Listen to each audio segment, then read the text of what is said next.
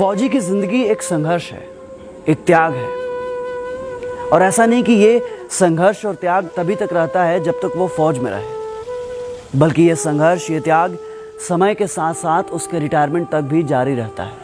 हम बात कर रहे हैं उन रिटायर्ड फौजियों के बारे में जिन्हें सरहद पर एडजस्ट करने के बाद समाज में एडजस्ट करना एक जंग जैसा ही है, जिन्हें समाज शाबाशी तो देता है लेकिन साथ नहीं देता। एक ऐसी अनसुनी आवाज जो दशकों के बाद दब के रह जाती है गांव के किसी कोने में और सिमट के रह जाती है वोटर लिस्ट के पन्नों में। जब 18 से 19 साल का फौजी फौज ज्वाइन करता है ना, तो वो बिछड़ जाता है अपने समाज से, अपनी मिट्टी से, अपने गांव से, अपने आंगन से। और गांव भले अपने फौजी को भूल जाए, लेकिन एक फौजी अपने गांव को कभी नहीं भूलता। साल के हर 30 त्योहार याद दिलाते हैं कि फौजियों के भी होली और दिवाली आता है, लेकिन वो समय के साथ सब छोड़ देता है। होली, दशहरा, दिवाली, वो छोड़ देता है अपना समाज, अपनी जवानी, अपना बचपन, अपने सपने, और उन्हीं सपनों और अपनों के बीच छोड़ देता है एक आम जीवन, क्योंकि उनके रगों में खून नहीं देशभक्ति दौड़ती है। लेकिन वही 40 साल का फौजी जब रिटायर होकर वापस घर आता है तो वो दुनिया से कट चुका होता है। वो सोशली कट ऑफ हो जाता है समाज से। वो समझ ही नहीं पाता सर्विस और रिटायर के बीच के गैप को। वो पाटने की कोशिश करता है इस खाई को। वो जोड़ना चाहता है दिल और दिमाग को। वो फिर से पुराने लम्हों को जीना चाहता है। वो सींचना चाहता है अपने खून और पसीने से अपनी मिट्टी और खेत को। लेकिन ये समाज, ये दुनिया उसके जज्बातों का मजाक बनाती है। उसके भावनाओं को पागलपन करार दिया जाता है। लेकिन एक फौजी फौजी होता है। उसको खुद पे भरोसा होता है। उसे पता होता है कि वो जो कर रहा है सही है। उसे तो आज भी लगता है कि दुनिया पूछेगी उसे कैंटीन की तरह और सर पे चढ़ा कर रखेगी रम की तरह। उसे तो आज भी लगता है कि दुनिया एक सर्विस की तरह है और यहाँ भी सारे काम फौज की तरह ईमानदारी से होते हैं। और ये भी एक कड़वा सच है कि दुनिया रिटायर्ड फौजियों को जगह नहीं देती साहब। वो बना के रखती है एक ऐसा गैप और राजनीति जिसका गणित आज तक किसी फौजी को समझ में नहीं आया, और उसकी इसी मासूमियत का फ़ायदा सारी दुनिया उठाती है। पता है, जब दुनिया सो रही होती है नींद की आगोश में, तो वो तड़के सुबह उठ जाता है गाय भैंस को चारा डालने के लिए और निकल जाता है दूर कहीं गांव में टहलने के लिए। अब गांव में उसके कोई साथी संगाती नहीं होते हैं। वो बिल्कुल अकेला होता है कई जनों के बीच में, एक अजनबी की तरह, या यूँ कहें कि एक परदेसी की तरह। फिर वो बनाता है गांव के बच्चों को अपना साथी और काटता है उनके साथ रिटायरमेंट के बाद की बची हुई जिंदगी। वह सुनाता है बच्चों को उन्हें फौज और फौजियों के किस्से और दिखाता है उन्हें जमीन और लड़ाइयों के हिस्से। वो बांटता है अपना दुख दर्द और खोजता है उन पलों में अपना पल, क्योंकि फौजी अपने किस्से कहानियों को बार बार जीता है। एक फौजी अपने सिस्टम में इतना ट्रेंड होता है कि वो किसी भी मिट्टी, किसी भी मौसम में खुद को ढालने की क्षमता रखता है। लेकिन न जाने हमारे समाज की ऐसी मानसिकता क्यों है कि रिटायरमेंट के बाद एक फौजी को सिक्योरिटी गार्ड से ज़्यादा काबिल समझा ही नहीं जाता है। कभी ओसारे में बैठ उन रिटायर फौजियों को देखिए और उनकी आंखों से छलकते जीवन के संघर्ष को देखिए।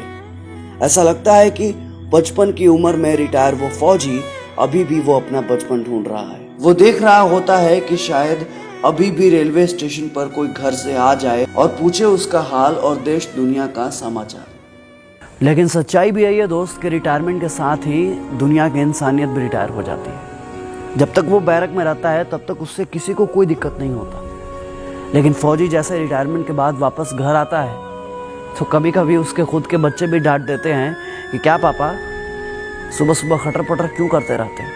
अरे आपको नींद नहीं आती तो हमारी नींद क्यों खराब करते हो? अब उन्हें कौन समझाए कि तुम्हें अच्छी नींद आ जाए, इसी चक्कर में मेरी आती हुई नींद भी चली जाती है। फिर मैं इस कोशिश में कामयाब हो जाता हूँ कि तुम्हें मेरी परेशानियों का एहसास नहीं है।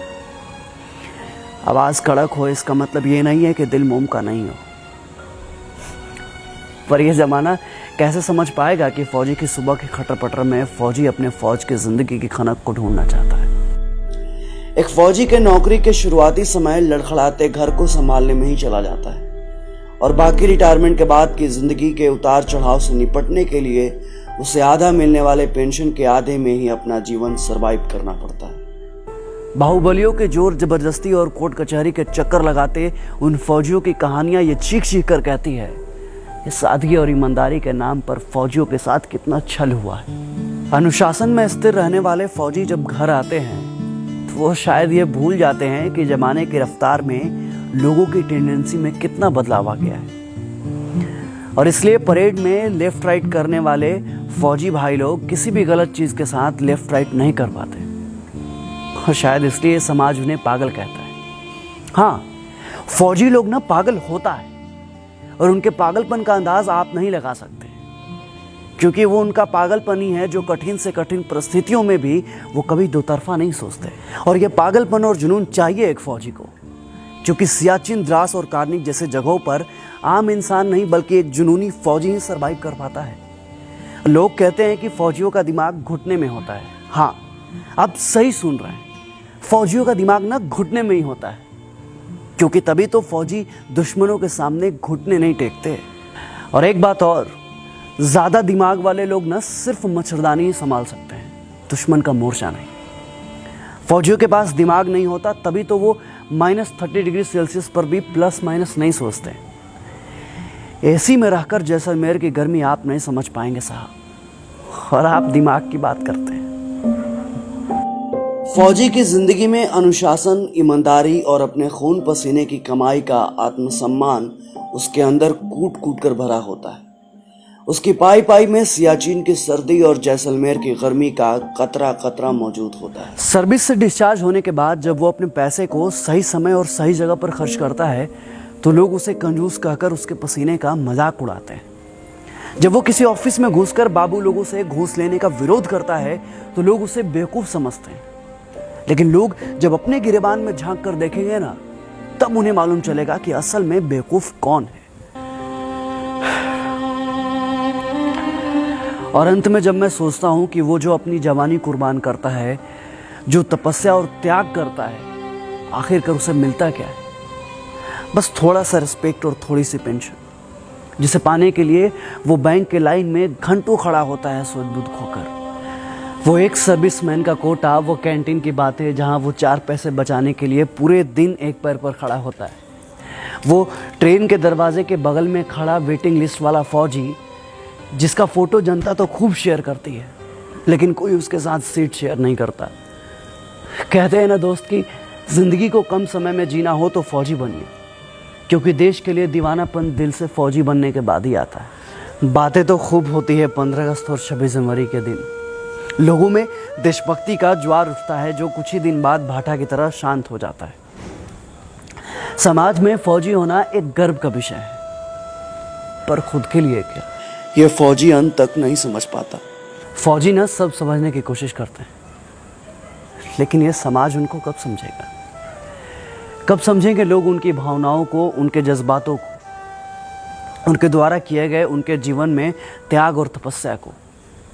कब समझेंगे उनकी मेहनत को, उनकी ईमानदारी को? क्या उसकी कारगिल और कुपवाड़ा की कहानियां सिर्फ कहानियां बनकर रह जाएंगी?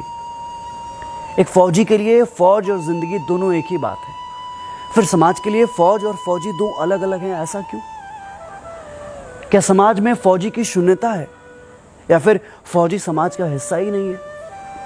फिर क्यों समाज में रिटायर्ड फौजियों के लिए जज्बातों की शून्यता है? ये सारे सवाल समाज से हैं, और सनद रहें, समाज का हिस्सा आप भी हैं।